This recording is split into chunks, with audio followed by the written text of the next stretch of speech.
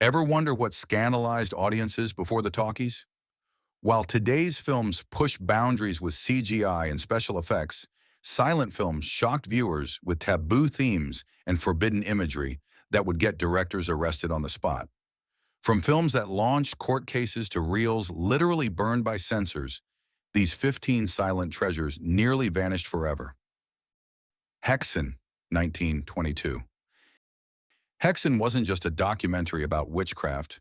It was a visual sledgehammer that sent religious authorities into a frenzy. Danish filmmaker Benjamin Christensen created this unholy blend of documentary and fiction that depicted witches consorting with devils, kissing Satan's backside, and engaging in midnight rituals that would make modern horror directors blush. What makes this film truly audacious is its unflinching portrayal of torture devices used during witch trials, complete with graphic demonstrations that left audiences gasping. The film features nude actresses, demons, and blasphemous imagery that got it banned across Europe. One scene shows a woman giving birth to demons, while another depicts a witch creating potions from stolen body parts. Christensen didn't just shock for shock's sake. He boldly suggested that medieval witch hunting stemmed from misunderstood mental illness and male control over female bodies. This feminist angle was perhaps more threatening than any of its devilish imagery. Critics branded it pornographic and degenerate, with one Swedish newspaper calling it a mishmash of the grotesque, the educational, and downright sadism. The film remained heavily censored in America until the 1960s. Hexen cost around $2 million in today's money, making it the most expensive Scandinavian silent film ever made. Christensen spent years researching ancient texts on demonology, creating a disturbing masterpiece that continues to influence horror cinema a century later. Modern directors like Guillermo del Toro cite it as a primary inspiration, proving that moral panics fade, but revolutionary art endures. Different from the others, 1919.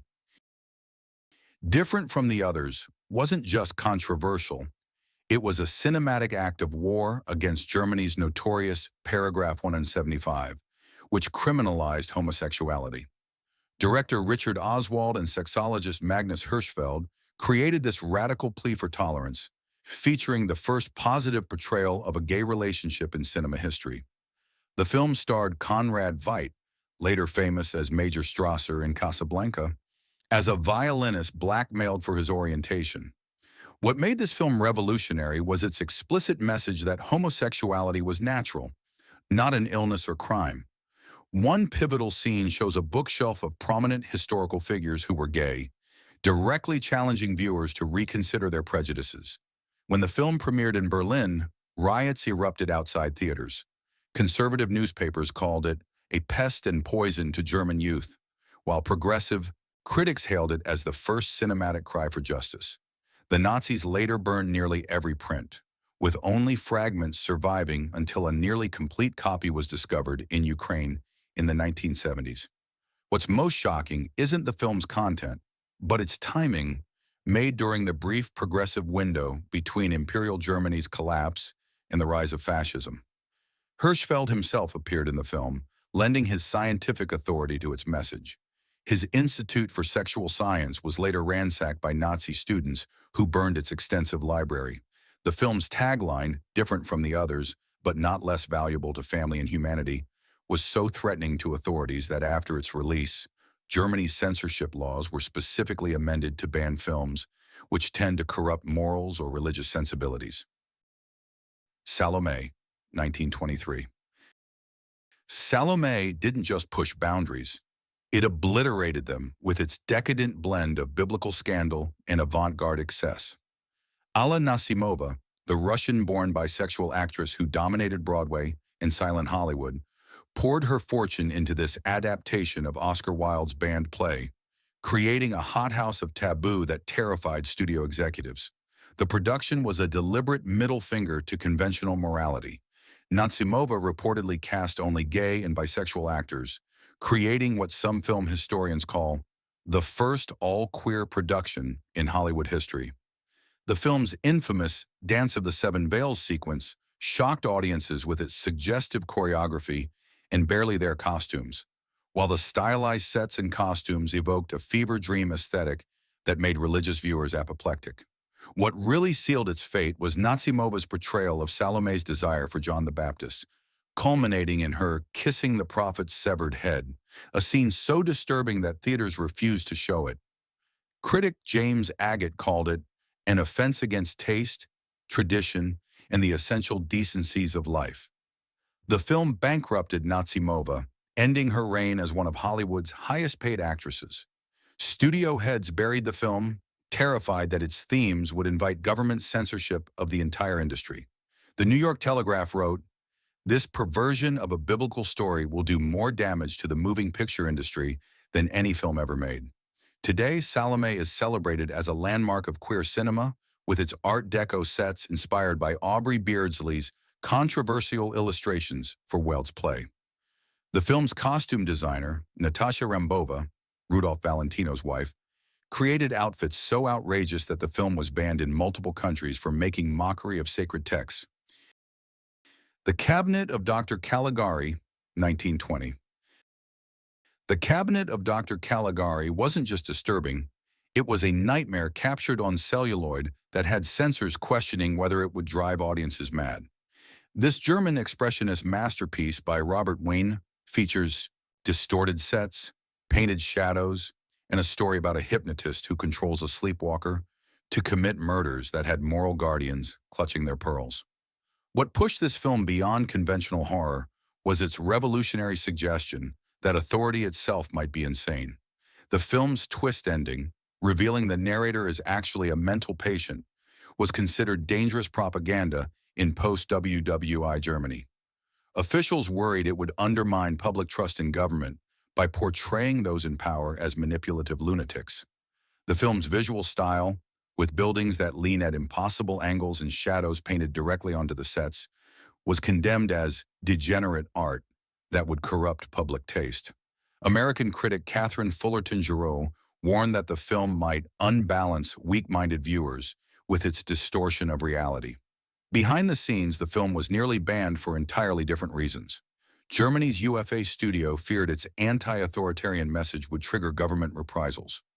Director Fritz Lang claimed he was originally set to direct, but refused when producers demanded a safer ending that reinforced rather than questioned authority. Caligari cost just 20,000 marks but transformed cinema forever, influencing everything from horror films to film noir.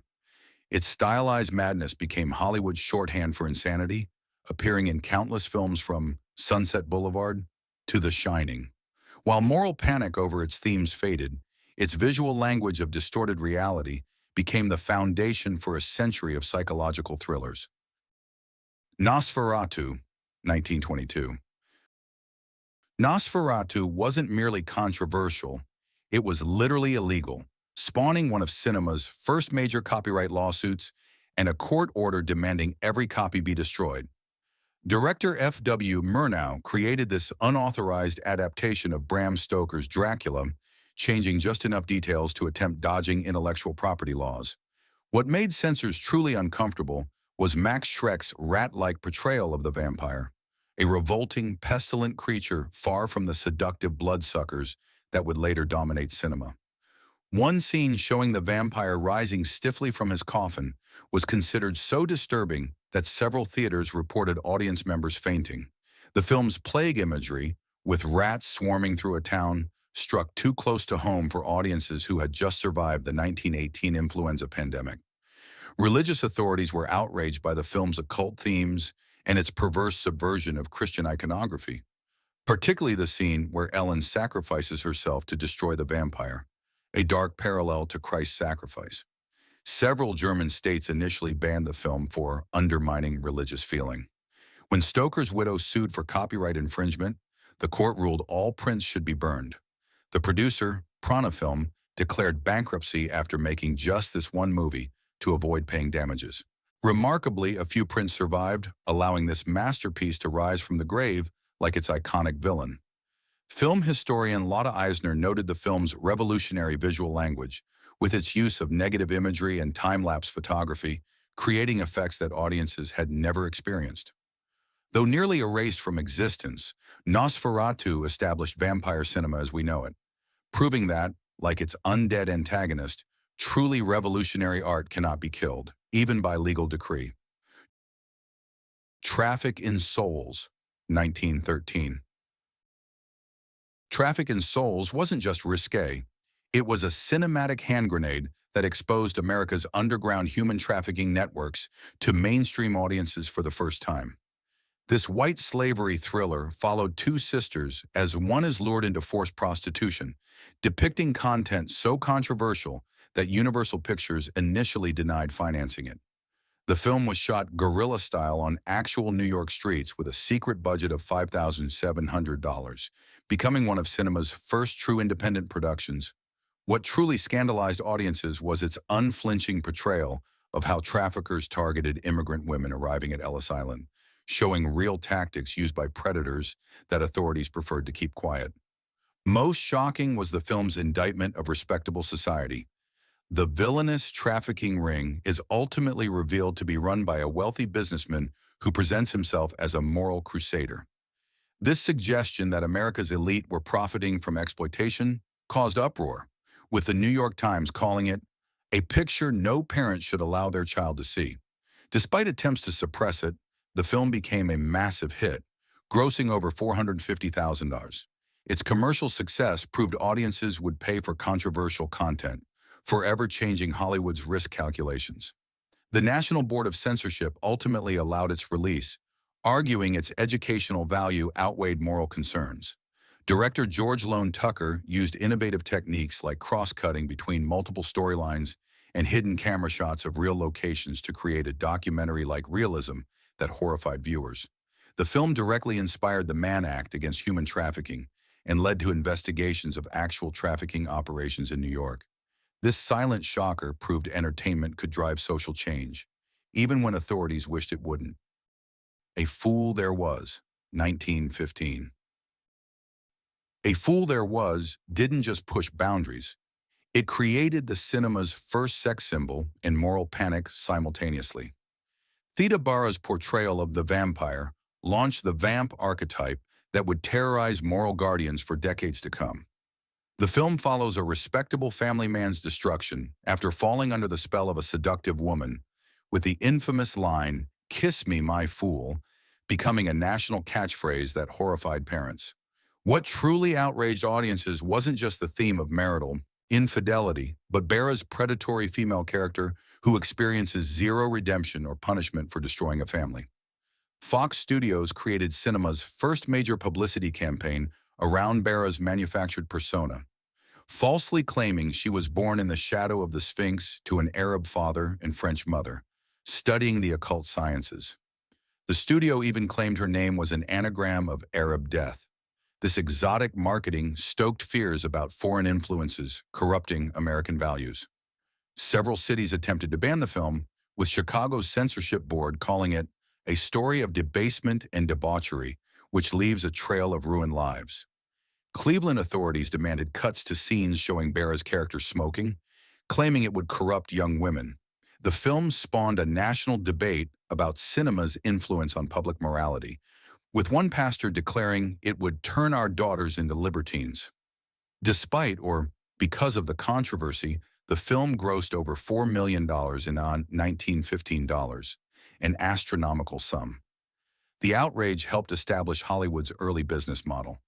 Controversy sells tickets. The New York Dramatic Mirror noted the film's unwholesome appeal to the lower instincts, while simultaneously acknowledging it was the most discussed picture of the season.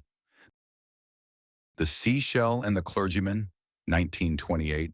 The Seashell and the Clergyman wasn't merely controversial. It was the film that broke the British Board of Film Censors, earning the legendary rejection note. This film is so obscure that it is quite impossible to even guess at what the author is trying to express, and is apparently meaningless. If there is a meaning, it is doubtless objectionable. Directed by Germain Dulac from a script by surrealist Antonin Artaud, this experimental nightmare depicts a priest's repressed desires through hallucinatory imagery that predated Buñuel's Un Chien Andalou by a year. What makes this film particularly daring is its female director's unflinching exploration of male religious authority being undermined by desire. The film features a priest stalking a general's wife through impossible spaces, with sequences where his head splits in two, bodies dissolve into smoke, and reality fractures continuously.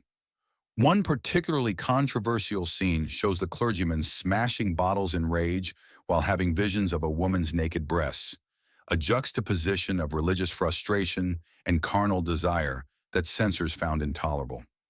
What really sealed its fate was the film's deliberate ambiguity. Censors couldn't cut what they couldn't understand. As one British official wrote, "This film is a jumble of disconnected images, but the shots of the woman's naked breasts and the clergyman's salacious expression make its intentions clear enough." The film remained banned in Britain until 1978. Artaud himself disowned the final version, claiming Dulac had betrayed his vision, adding another layer of controversy. Film. Historian Sandy Flitterman Lewis argues Dulac deliberately subverted Artaud's male-centered vision, creating a feminist critique of religious patriarchy that was perhaps more threatening than any explicit imagery. The film remains a battleground between competing interpretations, proving that moral guardians fear what they cannot categorize more than what they can censor. Pandora's Box, 1929. Pandora's Box didn't just feature controversial content, it starred an actress who lived it. Louise Brooks, with her iconic black bob and unapologetic sexuality, both on and off screen, created in Lulu a character so frankly amoral that censors across Europe reach for their scissors. This tale of a seductive woman who destroys everyone around her before meeting a grim end was considered too truthful about desire to be tolerated. Director G.W. Pabst's adaptation of Frank Wedekind's plays Earth Spirit and Pandora's Box featured taboo elements that audiences weren't prepared for. Bisexuality, prostitution, and cinema's first clearly lesbian character in Countess Geschwitz, whose unrequited love for Lulu scandalized viewers. The film's matter-of-fact treatment of these themes, presenting them without moral condemnation, was perhaps its most radical element. What truly shocked contemporary audiences was Brooks's naturalistic performance. Unlike the exaggerated acting common in silent film, her subtle expressions suggested real desire rather than theatrical pretense. As critic Kenneth Tynan later wrote, "She didn't act being a free woman who set her own sexual agenda. She was that woman." The film was heavily censored worldwide. In France, all scenes between Lulu and Countess Geschwitz were cut. In America, references to prostitution were removed, rendering the final act nearly incomprehensible. In Berlin, censors demanded a new ending where Lulu survives rather than being killed by Jack the Ripper, a change Pabst refused. Despite its artistic achievement, Pandora's Box was a commercial failure that effectively ended Brooks's mainstream career. She later wrote, "It is the price one pays for setting oneself against convention. In this world, there are certain proprieties that must be observed if one is to enjoy its goodwill." The film was rediscovered in the 1950s and now ranks among cinema's greatest achievements, proving Brooks right when she predicted, "In 50 years, people will be talking about Louise Brooks, not Mary Pickford." The Birth of a Nation, 1915. The Birth of a Nation wasn't just controversial, it's perhaps the most morally complex case in cinema history. Technically revolutionary, yet ideologically abhorrent. D.W. Griffith's three-hour Civil War epic pioneered filmmaking techniques still used today, while simultaneously reviving the Ku Klux Klan and prompting the NRAACP's first major national protest campaign. The film's second half depicts Reconstruction through a disturbingly racist lens, portraying Black Americans as threatening the social order until the KKK emerges as heroes. These sequences were considered so inflammatory that the film faced banning attempts in multiple cities, with Boston, Chicago, and Denver succeeding temporarily. What makes this film's case unique is that while most films on this list were suppressed for challenging authority, Birth was protested for reinforcing the worst aspects of America's racial hierarchy. The NRAACP organized national boycotts and distributed pamphlets outside theaters, documenting the film's historical falsehoods. Booker T. Washington condemned it as like writing history with lightning, and yet it is all wrong. President Woodrow Wilson screened it at the White House, the first film ever shown there, allegedly remarking, "It's like writing history with lightning, and my only regret is that it is all so terribly true." This presidential endorsement gave the film establishment credibility despite its inflammatory content. The film's cultural impact was immediate and devastating. Researchers document increased racial violence in cities where it played, and the modern Ku Klux Klan was literally reborn at a 1915 ceremony inspired by the film. Director Griffith seemed genuinely surprised by the backlash, believing he was simply dramatizing historical truth, and made Intolerance partly in response to criticism. Birth grossed an unprecedented $18 million and was seen by over 200 million Americans by 1946. Even a century later, film scholars and historians grapple with how to acknowledge its technical innovations while condemning its poisonous ideology. A reminder that cinematic genius and moral failure can coexist in the same frames. Intolerance in 1916. Intolerance wasn't just a film, it was D.W. Griffith's $2.5 million apology for the racism of The Birth of a Nation, and perhaps history's most expensive attempt to rewrite a director's legacy. This massive production intercut 4 stories across 2,500 years to argue against prejudice, featuring 3,000 extras and sets so enormous they dominated the Hollywood skyline for years. What truly made this film revolutionary was its narrative structure, jumping between Babylon, Judea, Renaissance France, and modern America with innovative cross-cutting techniques that confused many viewers, but inspired filmmakers for generations. The Babylonian sequence alone featured a banquet scene with 4,000 extras and walls over 250 feet tall, physical manifestations of Griffith's outsized ambition. Critics called it mad and incomprehensible, with audiences largely rejecting its complex structure. The film lost roughly $1 million, a catastrophic sum for 1916, nearly bankrupting Griffith. Legendary critic James Agee later wrote it was the one film that plays like a tour of some inexhaustible cathedral of the human imagination. What's often forgotten is how politically daring certain sequences were. The modern, story critiquing capitalism featured brutal depictions of National Guardsmen firing on striking workers, content so controversial that some theaters cut these scenes entirely. These labor sequences were later used as propaganda by Soviet filmmakers who studied Griffith's techniques while rejecting his politics. The film's failure taught Hollywood a bitter lesson about audience tolerance for innovation. One executive allegedly declared, "No more costume pictures," after its release. Griffith never fully recovered his standing, though the film's reputation grew steadily over decades. Intolerance demonstrates how artistic ambition can simultaneously ruin a career and create an immortal masterpiece, proving that commercial failure often precedes critical reevaluation.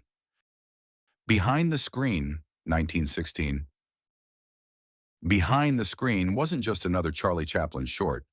It contained what many film historians consider cinema's first gay joke, smuggled past censors by the world's biggest star. In this backstage comedy set at a film studio, Chaplin's little tramp character shares an extended, passionate kiss with a woman disguised as a man, creating a moment of same-sex affection that somehow slipped through 1916's moral guardians. What makes this sequence particularly subversive is the reaction of another male character who witnesses the kiss, prancing around effeminately while Chaplin responds with a shrug suggesting, "I'm not one of those." This layer of queer coding was revolutionary for mainstream cinema, especially coming from Chaplin, whose films were seen by literally everyone from children to grandparents. The film's primary controversy wasn't actually its queer content, but its biting satire of the film industry itself. Chaplin portrays directors as pompous, actors as preening, and studio workers as exploited. Inside jokes that film executives found less amusing than audiences did.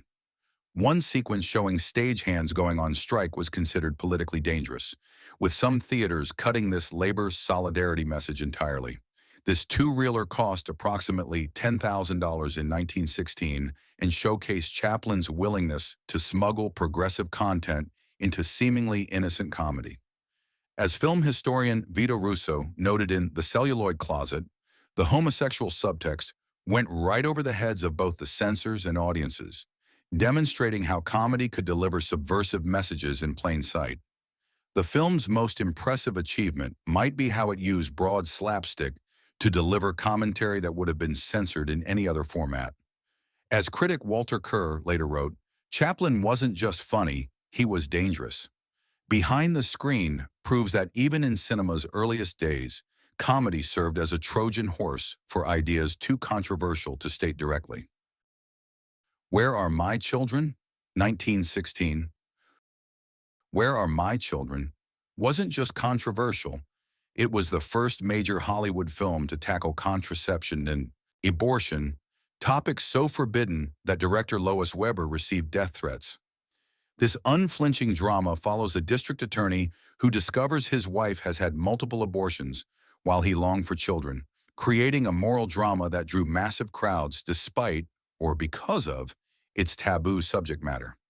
What made this film truly revolutionary was Weber's nuanced approach to reproductive rights, simultaneously condemning abortion while advocating birth control, a distinction that confused censors but reflected Weber's complex progressive politics. One innovative sequence uses double exposure techniques to show the spirits of unborn children floating around couples, visual poetry that bypassed censorship through metaphor. The National Board of Review initially rejected the film entirely, with Pennsylvania and Ohio banning it outright. Universal Studios took the unprecedented step of gender-segregating audiences in some theaters, allowing only women at matinees and men at evening screenings to prevent inappropriate discussions between sexes. Despite attempts to suppress it, the film grossed over $3 million in 1916, equivalent to approximately $78 million today, proving again that moral outrage translated to ticket sales. Weber, one of early Hollywood's few female directors, used her commercial clout to tackle subjects male filmmakers wouldn't touch, though the film's success didn't prevent her career from later being erased from many cinema histories. What remains most shocking about Where Are My Children isn't its controversial subject matter, but how contemporary its debates feel over a century later. As film historian Shelley Stamp noted, the film addresses reproductive rights in ways that remain contentious today, making it not just historically significant, but disturbingly relevant. Weber's willingness to tackle forbidden topics head-on demonstrated that early cinema wasn't always the innocent entertainment moral guardians later claimed it was. Broken Blossoms, 1919. Broken Blossoms wasn't just boundary pushing, it was D.W. Griffith's deliberate attempt to challenge American racism through an interracial love story so controversial that theaters hired extra security for screenings. This tragic tale of a gentle Chinese immigrant who rescues a young white girl from her abusive father dared to suggest that a non-white character could be morally superior to a white American, a concept so radical in 1919 that riots were anticipated. What made the film particularly daring was its sympathetic portrayal of an interracial attraction, with Chinese character Chung Huan developing romantic feelings for Lucy. Though the relationship remains chaste, even the suggestion of such attraction violated multiple taboos and anti-miscegenation laws active in many states. The film's unflinching depiction of child abuse shocked audiences accustomed to more sanitized family portrayals. Lucy's brutal beatings at the hands of her boxer father battling Burroughs were so realistic that Gish reportedly incorporated genuine pain into her performance after Griffith whispered horrific scenarios to provoke authentic fear. Censors demanded cuts to scenes of opium use and Lucy's famous closet scene, where she uses her fingers to force a smile while terrified, a moment so disturbing that fainting was reported at premieres. Despite these concerns, the film grossed over $700,000 against its $88,000 budget. Critics were divided along political lines. Conservative papers condemned its dangerous portrayal of forbidden attraction, while progressive publications praised its humanitarian message. The New York Times called it a masterpiece of suggestion that speaks a universal language, while the Chicago Tribune warned it plants dangerous ideas in impressionable minds. Today, the film's yellow-faced performance and Orientalist elements are rightfully criticized, while its technical innovations and humanitarian plea for tolerance remain significant. Broken Blossoms demonstrates how even well-intentioned challenges to prejudice often carried their own problematic assumptions, a complexity that continues to make the film both important and uncomfortable. Flesh and the Devil, 1926. Flesh and the Devil wasn't just steamy, it captured an actual affair igniting on camera as Greta Garbo and John Gilbert fell in love during filming, creating chemistry so palpable that theaters reported audiences gasping audibly during their scenes. This tale of two friends destroyed by desire for the same woman featured passionate kissing that censors considered obscene, and a love triangle with homoerotic undertones that slipped past 1920s moral guardians. What made this film particularly controversial was director Clarence Brown's revolutionary approach to filming intimacy. Rather than the stylized theatrical romance common in silent films, Brown used extreme close-ups and natural lighting to capture genuine desire between his leads. One scene where Gilbert lights Garbo's cigarette, their faces inches apart in lingering anticipation, was considered more erotic than explicit scenes in later films. The film's treatment of marriage as an inconvenient obstacle to passion outraged religious groups. The Christian Herald condemned it for making adultery appear beautiful instead of showing its sinful nature, while several cities demanded cuts to scenes of Garbo's character attending church while plotting seduction. MGM responded with a publicity campaign emphasizing the film's moral of passion leads to destruction, while ensuring posters highlighted the very sensuality they claimed to condemn. Despite controversies, the film grossed over $1.2 million and made Garbo an international star.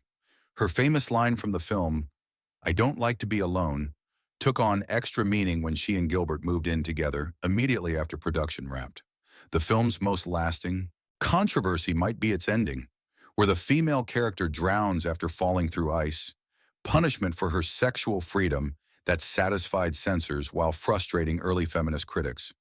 As film historian Molly Haskell noted, the film attempts to have it both ways, celebrating female desire while ultimately punishing it, a contradiction that reveals more about America's sexual hypocrisy than any explicit content could. From burned reels to rediscovered masterpieces, these silent treasures remind us that moral panic is nothing new. Only the taboos change. Which of these forgotten controversies shocked you most? Were these films justifiably censored or unfairly suppressed? Drop your thoughts in the comments below. And consider this. If these filmmakers risked arrest and ruin to push boundaries a century ago, what controversial films of today might be considered revolutionary masterpieces 100 years from now?